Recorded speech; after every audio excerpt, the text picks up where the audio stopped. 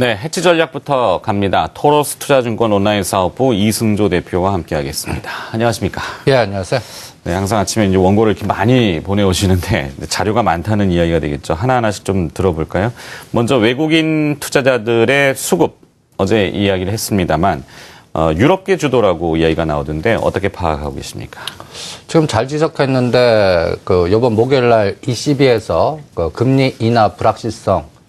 여러분들 전주에 제가 이 그림을 보여드렸을 겁니다. 지금 외국인들이 계속 매수를 하려면 유로화가 강세, 원화가 유로화 강세, 그다음에 원화 약세, 원화 강세죠. 그래서 1,050원을 깨야 된다. 그래서 달러 약세 구도가 글로벌 로테이션의 환경이 계속 지속돼야 된다. 그래야 우리 시장은 추가 랠리가 나올 수 있다라고 해드렸는데 실제 환경은 어떻게 됐습니까? 정반대의 환경으로 갔습니다. 보시죠.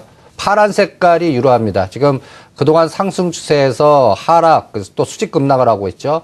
여기에는 조금 엔화도 같이 넣습니다. 엔화가 빨간색, 그 다음에 약간 녹색으로 보이는 게 원화인데, 원화는 1,060원, 1,070원의 딱 중간 정도에 있다 보시면 지금 1,070원으로 가면 외국인은 계속 매도한다. 그러니까 유로화가 계속 떨어지고, 그 다음에, 원화가 우상향, 그러니까 1,070원 방향으로 가면 외국인들, 특히 유럽계는 매도한다. 미국계는 조금 좀 늦출 수 있습니다. 근데 그 과정은 앞으로 한 1, 2주 정도의 시장을 굉장히 결정할 거다. 그래서 제가 가장 중요하게 보는 거는 이제 이렇게 급락한 유로화보다 엔화가 100엔 선을 그어주시기 바랍니다. 이게 돌파하면 우리한테는 치명적이다라고 생각하시고 거기에 또 대응을 해주시기 바랍니다. 그리고 우리 시장에 이제 상해 증시, 다우지수, 우리나라 이렇게 세 가지 같이 봤습니다. 빨간 색깔이 상해 증시인데 그동안 이 녹색의 속도를 한번 보십시오. 다우지수가 급등할 동안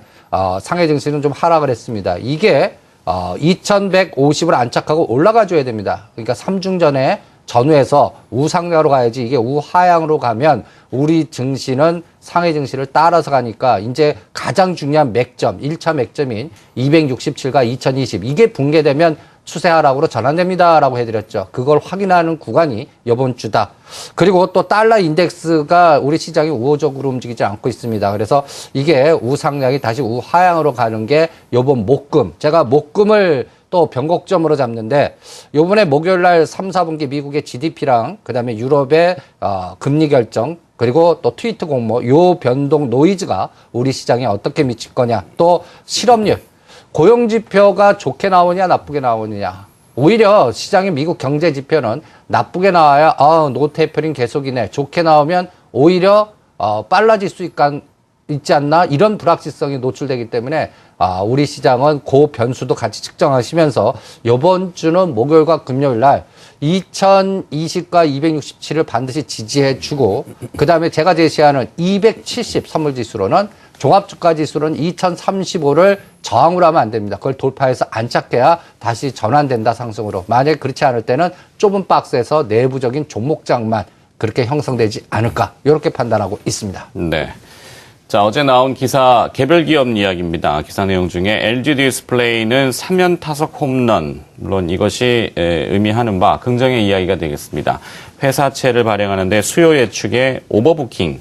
그러니까 이 수요 예측 기관 투자자들이 상당히 그 회사채 LG 디스플레이에 대해서 열광을 했다 이런 이야기입니다. 지난주에 말씀하시기를 SK 하이닉스를 조금 정리하고 LG 디스플레이 쪽으로 이렇게 교체하는 그런 전략을 한번 이야기해 주셨는데 딱 들어맞았단 말이죠. 자, 어떤 전략을 수립하게 되신 겁니까? 그래서 그런 전략을 선택한 이유는 상대 속도 전략이라고 있습니다. 헤지펀드의 어려운 얘기로는 상대 가치 전략이라고 표현을 하는데 여러분들 그동안 SK하이닉스가 급등을 했습니다. 이게 더 급등하기 위해서는 지금 대부분들 SK하이닉스를 사실 때는 이제 38,000원, 4만 원을 기대하실 겁니다. 그렇게 기대하기 위해서는 거기에 대장주인 삼성전자가 121만 원 쌍방에서 150만 원이 여기서 155만 원도 돌파해서 한 10만 원을 더 올라가주는 에너지가 나와야 됩니다. 그런데 그 나올 환경이 되려고 그러면 중국의 모멘텀이 강력하게 성장 정책을 형성해서 우상향 해줘야 됩니다. 그래야 중국의 수출 품목이 제일 큰 반도체 부분의 섹터에 모멘텀이 나올 수가 있죠. 근데 그렇지 않고 삼성전자가 150만 원을 저항을 해서 만약에 5만 원에서 10만 원 조정했다고 보십시오. 그러면 어떻게 되겠습니까? SK하이닉스는. 거기에 맞춰서 따라서 삼성전자 1 조정할 때 2배 정도 속도로 조정할 겁니다. 그거를 체크해보자라는 거고, 또 하나는 제가 그 시장을 볼 때 통계적 근간으로 우리가 경제학으로 보면 한계 탄력성이라는 개념이 나오는데 이 데이터를 저는 가장 중요하게 봅니다. 한번 같이 보시죠. 이 마디를 한번 보시기 바랍니다. 이 종합주가지수가 꼭지 찍은 날이 10월 23일 2063에서 지금 현재까지 9일 동안 빠졌습니다. 그리고 9월 12일 날 종합주가지수가 2017인데 이때 현재까지 거의 보합 수준인데 거의 일수는 33일입니다. 그 다음에 8월 22일이 요번 눌림목에서 외국인들이 집중적으로 사기 시작한 기점인데 1838 8월 22일부터는 47일입니다. 이번 시장의 금년도 최저점은 1770 6월 25일입니다. 88일입니다. 아니 뚱딴지 같이 이 날짜를 왜 체크하느냐. 통계적 데이터로 매트릭스를 SK하이닉스만 보겠습니다. SK하이닉스가 6월 25일에서 11월 4일까지 7,300만 주 샀습니다. 대단히 많이 샀죠. 그런데 88일 동안에 나눠보니까 일평균 82만 주 샀습니다. 그런데 8월 22일부터 이제 인덱스 기준으로 10% 올라갈 동안 여러분들 보시면 여기서 요 규모를 보시면 5,500만 주. 즉 그 오차가 아까 데이터가 88일에서 여기는 40 며칠입니까? 7일이에요. 그 기간 동안에 1,752만 주만 듣고 8월 22일부터 급격하게 늘었습니다.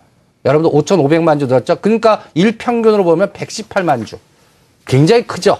그 다음에 여러분들 보시면 9월 12일 추석 전 기점 고점부터 32일 동안 131만 주 계속 늘어나죠. 그런데 이 데이터를 한번 보시면 10월 23일부터 9일 동안 일평균 22만 주입니다. 급격하게 축소됐죠. 매수는 하는데 급격하게 축소됐기 때문에 이 데이터를 갖고서 이제 외국인 매수하지만 또 교체 매매 성격 내지는 탄력성이 아주 좀 축소됐구나. 그래서 SK하이닉스는 3만 원과 3만 1천 원까지 흔들었다 갈 수 있고 3만 4천 5천 원 저항이면서 요 박스의 기간이 전체적으로 삼중전에서 중국 정책을 좀 보고 그때까지는 위도 갇혔고 아래도 갇히는 그냥 좁은 박스겠구나. 이런 전략을 세웠고 그 사이에 오히려 LG 디스플레이가 더 효과적이지 않겠냐. 두들겨 맞았으니까요. 그래서 매일매일 선을 그어보니까 여러분들 LG 디스플레이 엑스체인 노트는 어떻습니까? 빠졌다가 이제는 올라오고 있는데 SK하이닉스는 상단 10월 21일 날 찍고 지금 빠졌다가 3만 2천 원은 지지해주고 있습니다. 그러니까 3만 2천 원과 5천 원 박스에서 요 안에서 움직이는 가두리 안에 오히려 그동안에 소외됐던 LG전자나 LG디스플레이가 이제 수렴 과정 거치면서 122평선까지 올라오는 이런 상황이 연출되나 거기에 따른 모멘텀은 애플이 이제 삼성전자 조정하고 애플이 치고 나가는지 요거를 같이 보시면서 요런 연관관계 모멘텀을 읽어보시면 여러분들이 전체적인 시장에서의 어떠한 목표 전략과 매매 감각이 이러한 외국인이 눈에 보이게 매수를 하더라도 통계를 보니까 그 매수 에너지가 축소되거나 잘못하면 삼성전자의 그 변동성에 따라 영향을 받고 애플에 연동해서 영향을 받을 테니까 이런 거를 종합적으로 생각해서 목표 전략과 타겟팅을 정하자 하기 위해서 이런 헤지펀드 롱숏 전략을 한번 응용해 봤습니다. 자, 이번 주 말 그러니까 9일부터 12일까지 중국 공산당 18기 중앙위원회 3차 전체 회의, 이른바 삼중전회라는 것이 열립니다.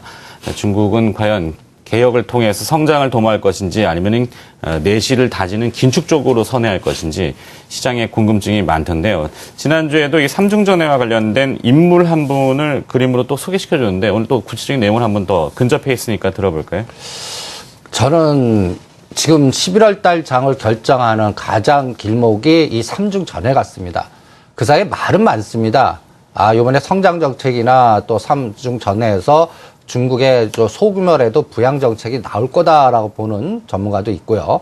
아니다. 조금 좀 긴축을 강화시킬 거다라고 보는 분도 있습니다. 그런데 저는 그거 확인하자고 봅니다. 그러니까 11월 15일 날, 14일 날이 옵션 만기입니다. 15일 날 판단하시죠. 그 전에 이쪽으로 간다 저쪽으로 간다 보다 오히려 그 확인하고 나서 노이즈가 다 제거된 다음에 실제 시장의 방향성의 프로그램이 어떻게 형성되느냐. 그러니까 제가 중국 경기 민감주들은 미리 판단해서 파신 분들은 섣불리 많이 빠졌다고 들어가지 마십시오.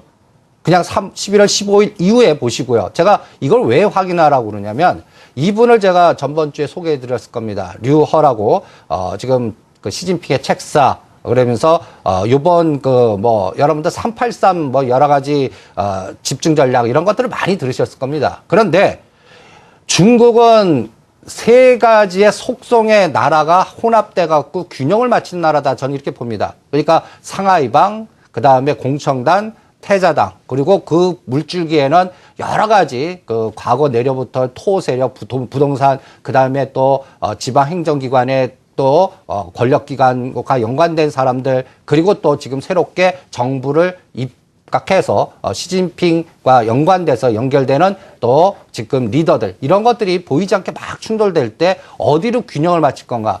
지금 류어가 제시하는 이러한 그 383 전략 보면 이게 중국인지 미국인지 제가 헷갈릴 정도입니다. 근데 이분이 허버드대 케네디 그 대학원에 지금 공부하신 분이니까 약간 서양 취향적인 정책을 많이 입안했단 말입니다. 그런데 문제는 뭐냐? 반대 세력도 만만치 않을 거고 그 삼중전에서 그 충돌의 에너지가 어떻게 균형을 나올지를 확인하시는 게 전 효과적이다. 그래서 제가 하나 제시해 드리죠. 그냥 이렇게 복잡하게 여러 가지 엮였을 때는 단순하게 하나만 보십시오.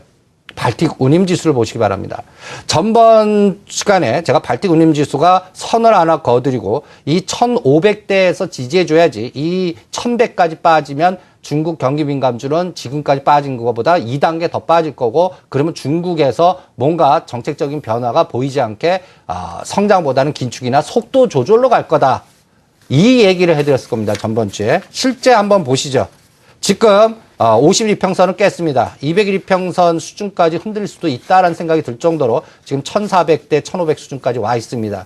이 얘기는 아직까지 미리 삼중전에 나오기 전에 미리 선 조정을 하고 있다는 얘기입니다. 그리고 불확실성이 제거될 때까지 확인을 해야 될 겁니다. 그러니까 여러분들이 중국 관련 경기 민감주는 11월 중순에 확인한다. 섣불리 눌림목에서 하지 말자. 그리고 오히려 중국 내수주나 경기 방어주나 요새 또 우리 시장에서 움직이는 뭐 북방 관련 또 유라시아 이니시티브, 그다음에 또 철도 정책, 여러 관련된 정책 모멘텀 관련주나 내수주나 경기 방어주 성격으로 대응했다가 경기 민감주는 11월 15일 정도 발틱 운임지수 바닥 확인하고 그때 대응하는 그런 전략으로 좀 뭐랄까 확인력, 시간 타이밍을 좀 조절하는 게 어떻겠나, 이렇게 말씀드리면서 오늘 전략을 브리핑해 드리겠습니다.